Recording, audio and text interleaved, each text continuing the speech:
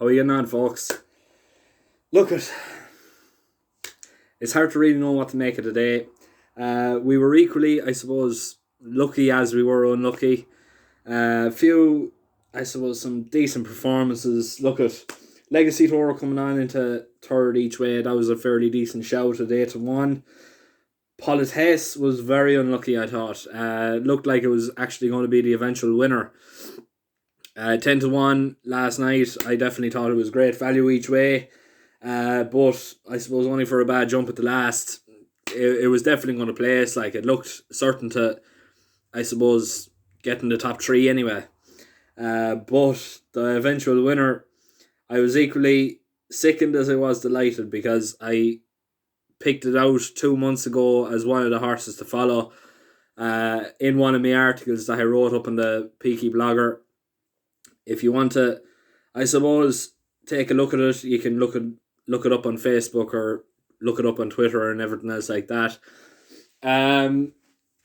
But I hope those of you who read the article and who, I suppose, seen the horses run today, stuck a couple of bob each way at 66-1 and absolutely be laughing all the way to the bank. I can't imagine too many people did, though. I didn't myself, and I was equally sickened about it, but it was great to be able to spot a diamond in the rough. And Violin could be the next superstar. I definitely think he was foot perfect. He looked like a young Fred Astaire going around down Royal there today. Bridge Native. What can we say? Next best, 5-1. It was definitely well worth getting on board. I think it absolutely holds up. There's no better way to describe it. And I suppose, look at the Nap double didn't really turn out well, but I've downright covered for tomorrow again. If there was any value there today, it's completely gone tomorrow. There's nothing in here really that's standing out as great value, apart from one or two. As well as that, I've covered the ITV racing that's going to be on telly tomorrow between Ascot and Wetherby. But we may as well stick to what we know best. Down Royale tomorrow, or 12:40. We're going to go with the Gordon Elliott favourite here at 8-13. I'm not even going to try and pronounce his name. I'll only end up butchering it. But this one here looks to be a fairly decent sort. It's coming up obviously against another Gordon Elliott unbeaten hurdler that looks to be a very exciting sort as well. The thing that's, I suppose, splitting it between the two of them is the fact that this Quilixus, or whatever you pronounce his name, he beat this Scholastic on his Irish racing debut by 13 lengths. Now, Scholastic for the Joseph O'Brien team has become a very, very decent sort, and he's beaten some very decent opposition as well. The fact that he beat him by 13 lengths speaks volumes in colours. 8-13 is, for me, looks to be the best value price of the day. I honestly think it's going to be an absolute washout, in my personal opinion. We don't know what way this second favourite is going to go, but you'd imagine the form stands up better. The 13 lengths to Scholastic to, I think it's 5 lengths to Crassus for the Noel Mead team. I would imagine so anyway. Next race then, 1:15, no bet, Ballyadam. Jamie Codd reckons that Ballyadam is better than Violin. If that's the case, we're looking at a potential, I suppose, takeover in terms of just, it's going to be all Cheveley Park really at the end of the day. People talking about Coolmore and the flat. Well, Cheveley Park is taking over the National Hunt if that's the case. 4-11. Look, it's sure to really hose up. It's not really meeting anything of any great quality here. I would imagine if the hype about it is right, and although I did see it myself in Navan, the day it was beaten in very, very bad ground, I don't think it's going to meet that really tomorrow. Well, it shouldn't. But really and truly, it should hose up. I would imagine that it's going to be nearly impossible to beat. The fact that Jamie Codd has come out and said that Ballyadam is a better horse than Violin, it speaks volumes, because I always held Violin as the best horse I've ever seen in my lifetime anyway. But 4-11, I wouldn't be going hell for leather on it, but I suppose there is ways and means about turning that 4-11 and making it into some sort of value of some sort anyway. Next race then, 150, straight into the each way value here now with this one. The Very Man at 8-1 looks to be an absolute steal. I'm not going to stand here and let anyone tell me any different. Unbeaten in, I think, 4 or 5 runs, whatever it was, on all sorts of ground. Well ahead of Pretty Gorgeous the second last time in Galway.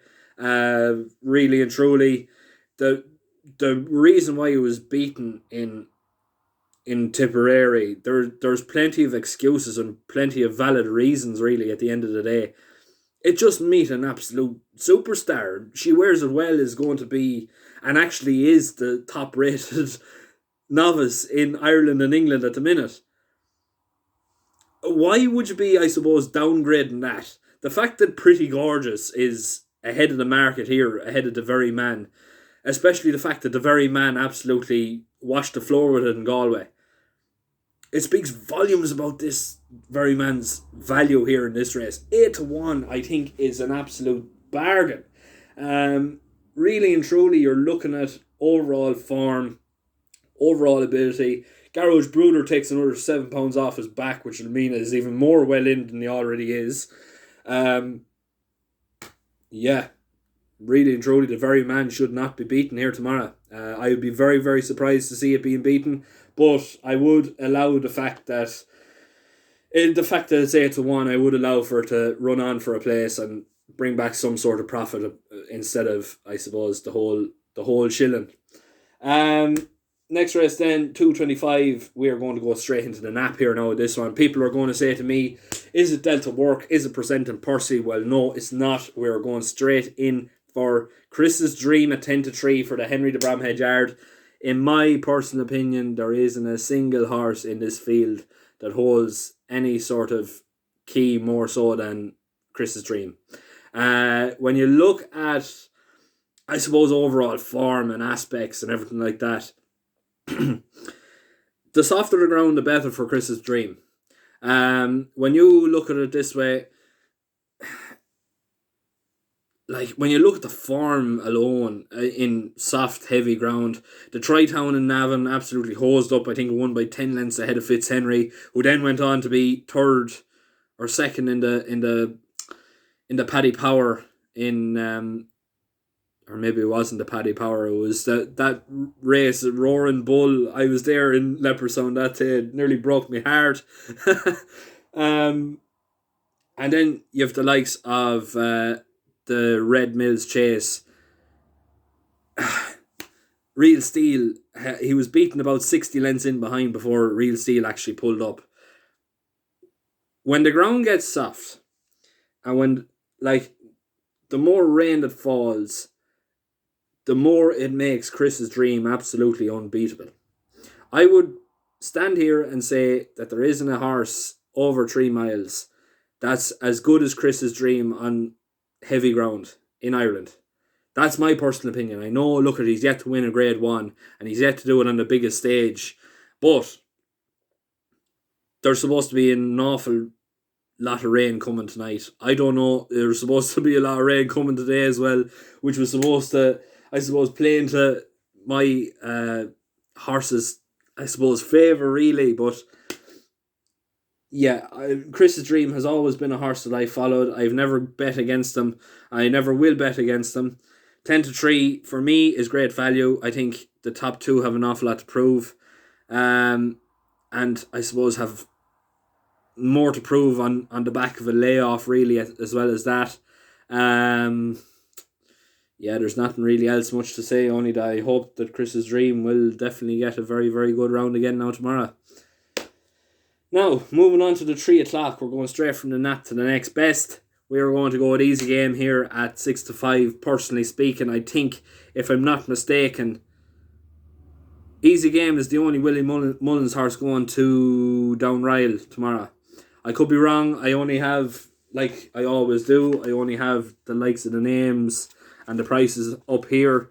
But for me, Easy Game definitely looks to have an awful lot in hand.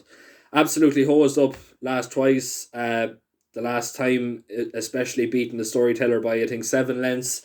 The Storyteller then went on and just became the storyteller really. Like all you have to do is look at his form over the since the season began again. Um, the horse is on fire. He's coming up against Sam Crow though, and when you look at the two horses, you have to, I suppose, make a strong case for Sam Crow. The fact that Gordon Elliott loves to get his winners around here. I think, if I'm not mistaken, Sam Crow actually opened his account around here last year over chasing fences.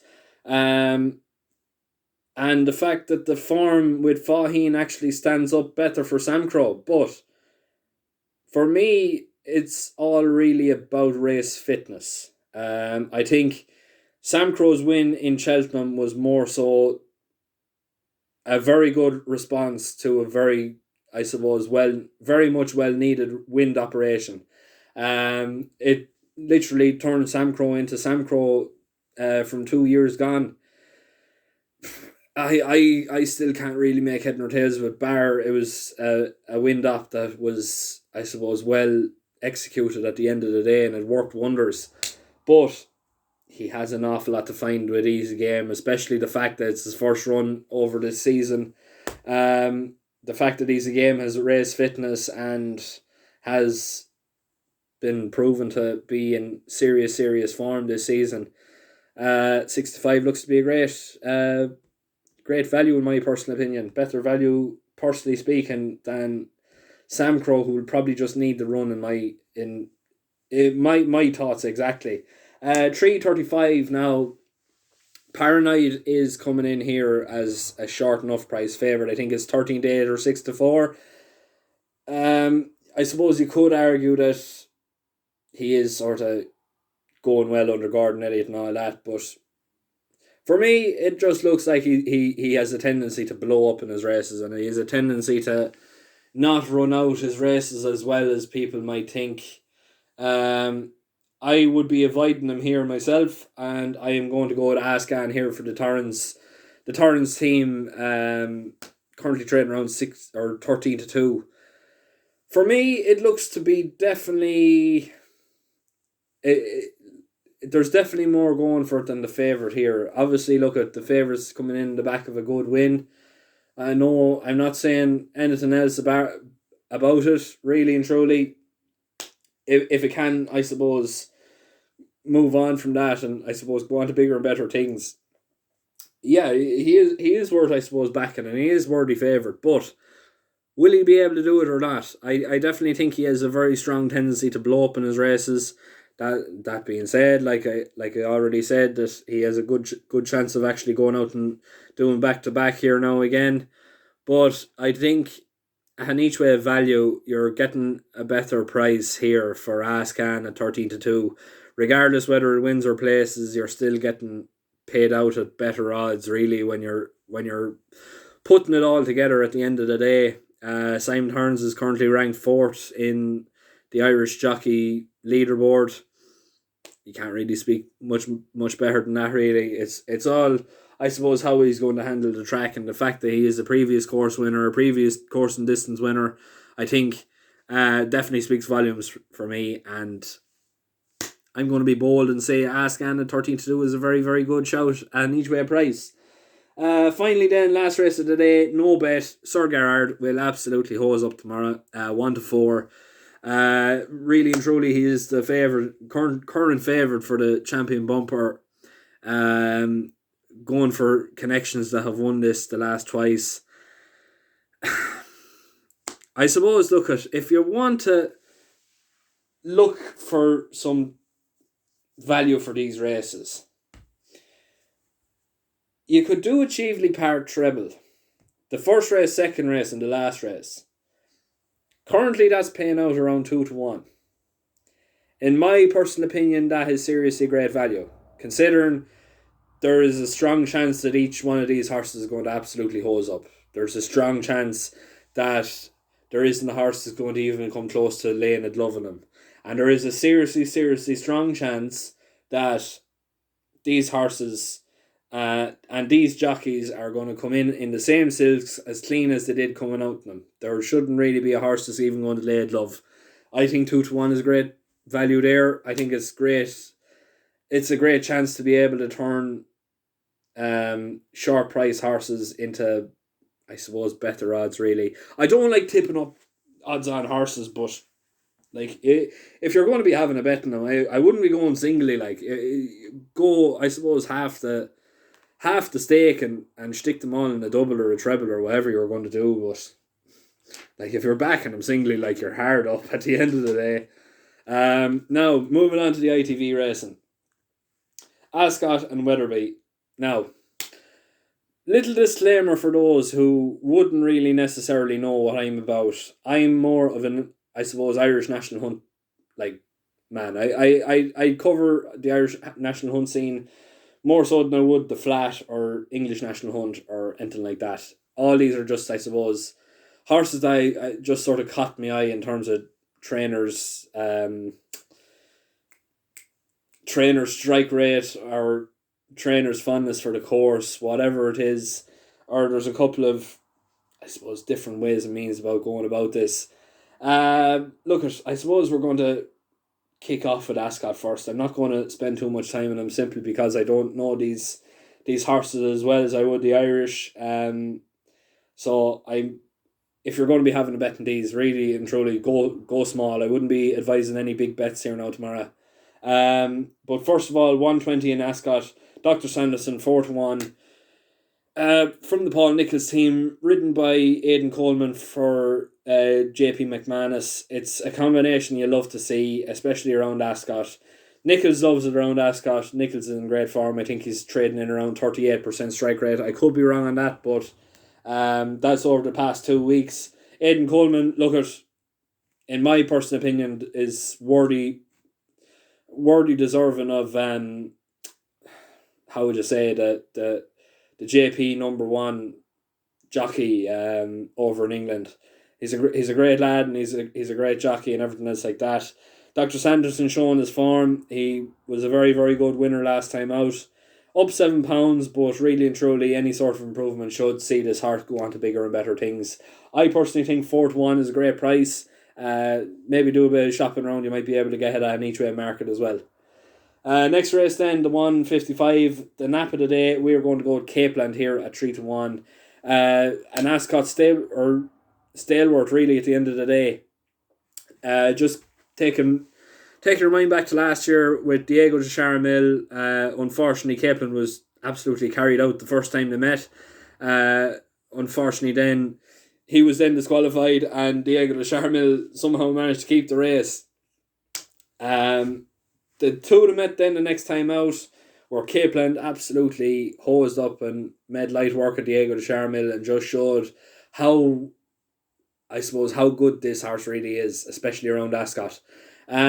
Sort of dipped out of form over the past few runs since, and I suppose coming in here you'd be sort of questioning, but the fact that the Ascot form is there, previous course and distance winner, trainer loves it around here. Trainer in great form. I think it's Bryony Frost on its back tomorrow. I could be wrong, but I'm nearly sure it is. I definitely think, it speaks volumes. I think 3-1 is a great shout. Now the 305, the next best of the day, we are going to go with Dear Sire at 12-1 for the Don McCain team, I think. I'm not 100% sure, I could be wrong. Currently trading around 12-1. Obviously, the yard is in great form. Really and truly, to be quite honest with you, I wouldn't have too much really to say about this horse. All I know is it won last time out. I think 12-1 is a very good price each way. It's a hard race to call at the end of the day, and I definitely, out of all the horses, the one that caught my eye basically was this Dear Sire at 12-1. It looks to be some serious value, but really and truly, I don't know too much about it. Next race then, the 340, we're going to go what are we going with? We're going with Faltor, actually. Currently trading around 8-1. Look at, again, it's a tricky race to call, and again, it's a race that I'm going more so than names that I know, more so than like dead certs what I actually know, like what I do with the Irish racing. Look at it's just more so, I suppose, sentimental. It's a sentimental bet, really. At the end of the day, I'd love to see this horse going on to do bigger and better things. Um, he's an old boy now. He's getting on in life, and I suppose things are getting a little bit harder for him. But still, I suppose if he can rejuvenate any sort of form, um, I think he's with Nicky Henderson. I'm nearly sure he is with Nicky Henderson. Like Nicky's a great man. Nicky will be well able to, I suppose, bring him back to what he is. I would imagine so anyway, and I definitely think if he can do so, he should be well able to get into the places, if not actually go on to win the race. And therefore, 8-1 looks to be fairly solid value in my opinion. Next race meeting then, Wetherby. The 4 races off in Wetherby. 135 Manila for me. Really and truly, I was going. It was more so like a throw of the dart, really, at this one. I can't really split them as well as I could say for other races. It's a tricky, trappy old race. But for me, it looks like Manila for me looks to have the better form with the better overall, how would you say, profile in terms of going into this race. Looks to be well weighted. Yard is in fairly decent form, if I'm not mistaken. I can't remember actually who trains it, but I think I looked up there was some nice strike rate for the Yard, or else it was the jockey. I could be totally wrong, or I could be making a right idiot of myself here now. But yeah, look at I definitely think Manila for me, if it's running up to the same form which it already has, I definitely think 13-2 looks to be a fairly nice looking each way bet. I can't honestly say what really and truly caught my eye, but something definitely did catch my eye more so than most for this Manila for me. And I think the value definitely is there for an each way bet. Next race then, the 210. I'd probably know a little bit more than this about this one now than the first one, but we're going to take a little bit of a chance here now. Instead of being like everyone else and saying, oh, Verdana Blue is going to absolutely hose up in this race, we're not going to do that. We're going to chance our arm with a little bit of a forecast here now and try and make a little bit of value. Obviously looking for Verdana Blue, going to hose up. But for the second place, it's a tough one. Look at, you'd be sort of inclined to think, right, this chili filly, whatever it is, I think white chili filly or something like that. You'd be sort of inclined to think, yeah, well, that horse is going to run a good race. But there's a couple of these at fairly big prices that might be able to, I suppose, turn the screw a little bit and I suppose throw a little bit of a spanner in the works. There's one here, Midnight's Gift, at, I think it's trading around 20-1. It's only got about £1 to find with this this chili filly or whatever you call it. Look at, when you're putting, I suppose, the value and the likelihood of who is going to come in, you obviously have to look at, say, right, well, this chili filly is more than likely going to come in second, and more than likely this chili filly is going to, I suppose, run Verdana Blue the best race that the rest of the field is going to do. And look, that's totally fine, but for me, I'm looking for value and looking for horses that could well be thrown well in and could well run a very decent race. I think this Midnight's Gift, it wouldn't need to necessarily improve a hell of a lot to trouble this chili filly, or trouble this Verdana Blue. And in my personal opinion, 11-1 for a forecast, I'd be well. I'll tell you what I've already done. I've already thrown €1 down on top of it, and that's hand on heart, and I will say that. At 11-1, but I wouldn't be going any I suppose higher than that. Really, it's a forecast at the end of the day. It looks to be the best value bet in the day. Really, in my personal opinion, that looks to be the best way to go about it. In my personal opinion. But 245 then, we're going to go with another horse that I know pretty much an awful lot about, and a horse that I've been looking and following there for the past couple of years. Deco Irlandez. currently trading around 8-1. How is trading around 8-1? I do not know. In my personal opinion, you just have to look at Kelly's Noel Kelly's real decision at the end of the day. He could have easily gone to down Royal. He could have made the day a whole lot easier for himself, and he could have, I suppose, entered into a fairly decent race for fairly decent prize money and run, well, if the horse was ready to run and if the horse was fit enough, there's no reason why he couldn't go and win a race. He's already done so around Killarney already, beating William of Wickham. The horse is in serious form. And all you have to do is look at the form that this horse has overseas and over in England. It's a string of 1s, 2s, 3s, whatever you're looking at. All you have to do is just look at the form in the book. I would be seriously tempted to say that this Deco Irlandese is going over for a serious reason tomorrow. And in my personal opinion, it's the next best bet of the day, but at an each way price, you have to, I suppose, suggest an each way bet, because really and truly, I'm just, I suppose, picking off a couple of horses that I know a small little bit about and trying to, I suppose, give you the best coverage as I possibly can, really. And the last race of the day, it's got me, I suppose, scratching my head, the 320. And it's the race that I'm going to nap up for Weatherby's race, or Weatherby's card. Yeah, look, at Vindication, there is some serious money coming for it, and it is in serious form, trainers in serious form, you have to agree with everything else like that. What I do not understand is how Cyrname is 5-2 second favourite, and on the drift as well as that. Really and truly, you are looking at the highest rated chaser in the country, and the highest rated chaser between Ireland and England.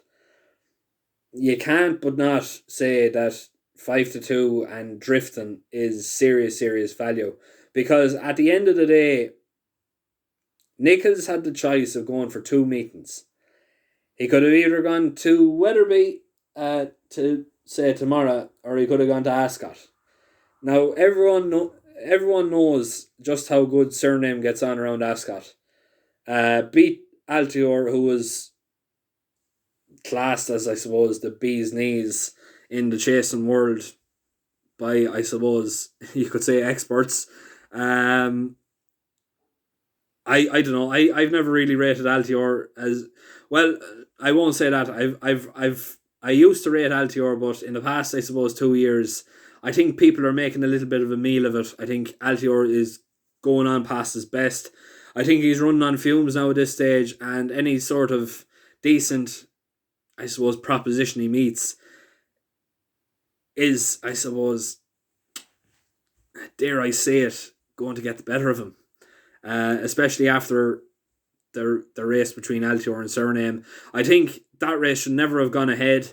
It practically ruined both horses when you look at what they were doing to what they're doing now. Overall, I definitely think when you're looking for value and when you're looking for, I suppose, the value bet of the race, you would have to say Cyrname is a great price at 5-2 at the end of the day. Vindication has to improve £16 to just match him. Now, there is a couple of flaws. We know Cyrname is absolutely cat going left-handed. We know Cyrname is probably, I suppose, a little bit jaded after the Altior hammering. That's fair enough to say. Now, like I said, Nichols had the opportunity. He had the opportunity to go to Ascot. He had the opportunity to go to Down Royal. The fact that he's going to win Canton says that something somewhere back home, Cyrname is showing some sort of ability, and ability going left-handed. Because why else would he be avoiding Ascot, his fortress at the end of the day, Altior, or Cyrname's fortress, to go to a track going around like the direction that he's proven to absolutely hate going around. And I think 5-2 current price at for the highest rated chaser, definitely you'd have to admit is serious value. But I'm going to leave it there. To the new people who have subscribed, thanks very much for all the help you've given to me so far. I think over the past week there's been 68 new subscribers. To the people who have shared, liked, commented, told the mother, father, cat, dog, brother, sister, whatever you're telling, thanks very much for getting the word out there. If you're going to be having a bet tomorrow, the very best of luck. If you are going to be having a bet, I would suggest stick to the Irish ones. I wouldn't be going near the English ones personally with me, but I just said I do it just for interest's sake and just let people, I suppose, see horses that maybe might take my eye and see how well they go over there. It's just, I suppose, an interest sake more so than anything. If it goes well, I might be able to do this every weekend for, say, the ITV racing. I don't know, but it's half an hour now, so I'm going to cut it off there. Thanks very much for listening. Best of luck tomorrow, and if you're having a bet, I wouldn't go too mad. Just be careful with your money.